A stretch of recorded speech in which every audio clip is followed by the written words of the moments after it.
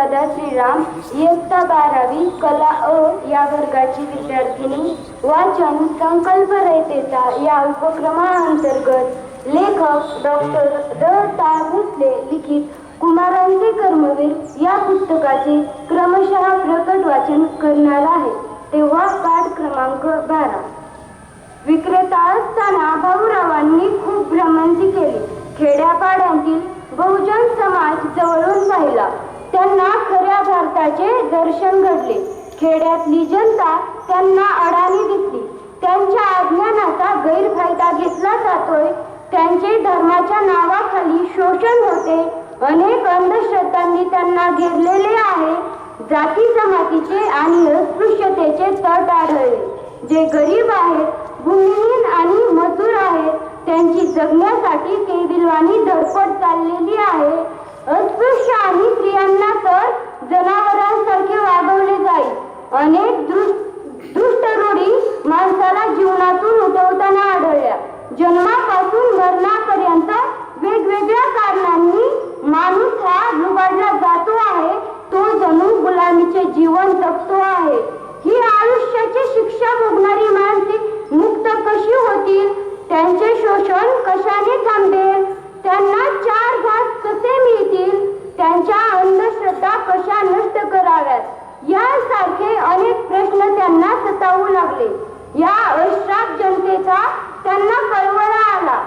यांच्यासाठी आपण काहीतरी करायला हवे असा विचार त्यांना सतत येऊ लागला.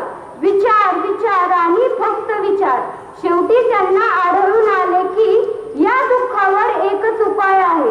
तो म्हणजे या जनतेला शिकविणे, शहाणे करणे, त्यांना त्यांच्या पायावर उभे करणे, स्वतःच्या शोषणाविषयी त्यांच्यात जागृती करणे. ज्ञानाच्या प्रकाशाने अवतीभोवतीचा अंधार नष्ट होणार अशी त्यांची खात्री झाली आणि ते कामाला लागले. ते सांगली जिल्ह्यातल्या दूधगावला कामासाठी नेहमी जात. तेथील आपल्या मित्रांच्या मदतीने भाऊरावांनी शिक्षण प्रसारक मंडळ काढले. या मंडळाने एक वसतिगृह सुरू केले. यात सर्व जाती धर्मांची 50 मुले होती. त्यांच्या अभ्यासाची तयारी करून घेणे, त्यांना दिवाबत्ती देणे, त्यांच्या जेवणासाठी देणगी जमविणे, व्यायामाची आवड मुलांमध्ये उत्पन्न करणे या गोष्टी सुरू केल्या. सुगीमध्ये भाऊराव शेतकऱ्यांच्या खळ्यावर जात. तू पोरासाठी धान्य दे, तू तेलासाठी पैसा दे, तू तुझ्या मळ्यातल्या मिरच्या दे असे सांगायचे. या कामाला लोकही नाही म्हणत नव्हते. मधवाना नावाचे मास्तर यात अधिक लक्ष घालत. कालांतराने त्यांची बदली झाली. भाऊरावांनी कारखाना सोडला आणि आपोआप या संस्थेचे काम मंदावले. पण त्यांची शिक्षण प्रसाराची इच्छा त्यांना स्वस्थ बसू देईना. म्हणून 1921 साली नेरले, तालुका वाळवा येथे त्यांनी वसतिगृह सुरू केले. मुळशी नावाच्या कलेक्टरला उद्घाटनाला आणले. या वसतिगृहाविषयी व भाऊरावांच्या कार्याविषयी त्यांनी खूप कौतुक केले. या वसतिगृहाच्या मदतीसाठी भाऊरावांनी 2 गोष्टी नव्याने सुरू केल्या. पहिली म्हणजे प्रत्येक घरातून दररोज मूठ धान्य घेण्याची. गावातल्या माऊलीला ती म्हणायची, भगिनींनो, तुम्ही घरातल्यांसाठी रोज दळताना न दळून काय करायचे बाबा? यातनी काय खाया घालायचं? होय ना? तशीच आपल्या गावातली आजूबाजूच्या वाड्यांतली गरिबाची पोरं इथे शिकतात. ठाऊक आहे का? भाऊराव विषयाला हात घालत म्हणाले. होय, ऐकलं आम्ही बी. त्यामुळे तर 4 बुकं शिकतात गरीब. त्यांच्यासाठी तुम्ही काहीतरी दिलं पाहिजे. भाऊराव म्हणाले, मी काय देणार र बाबा? दातावर मारायला पैसा घावत नाही र. पैसा नको. तुम्ही दळायला बसताना या गरिबांच्या पोरांसाठी तुमच्या दळणातून मूठ पसा धान्य या पिशवीत ठेवायचं. असं म्हणतोस पसाभर दळणानं कोणी उपाशी राहणार नाही, खरं ना? आणि मग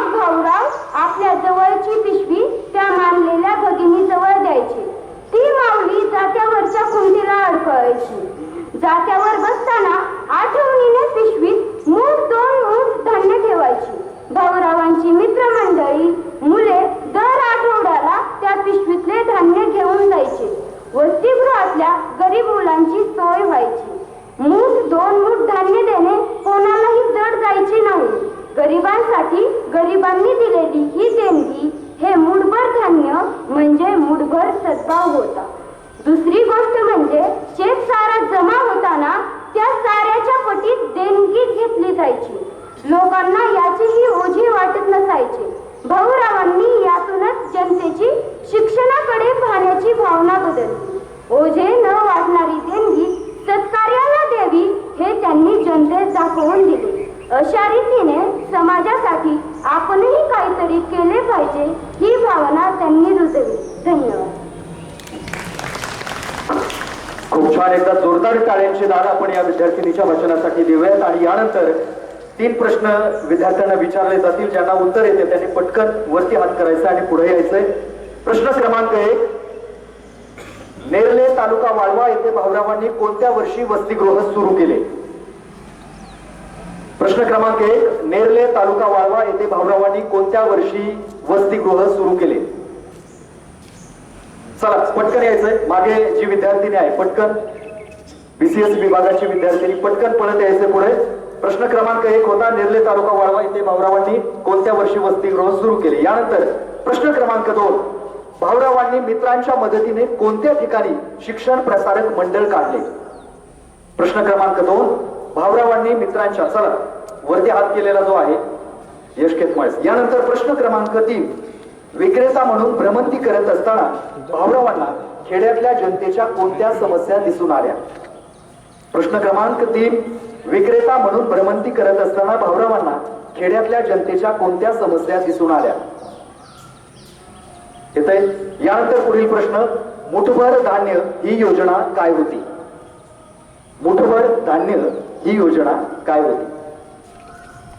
यानंतर चला पुढील प्रश्न. यानंतर चला मान्यवरांच्या हस्ते या ठिकाणी सन्मान होतोय.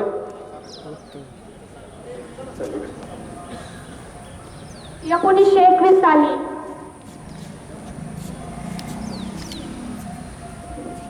सांगली जिल्ह्यातील दूधगाव या गावामध्ये.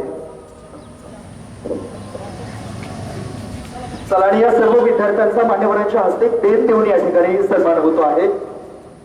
चला सर्व विद्यार्थ्यांनी एकत्रित जायचं आहे. वाचक विद्यार्थिनी अनुराधा, यानंतर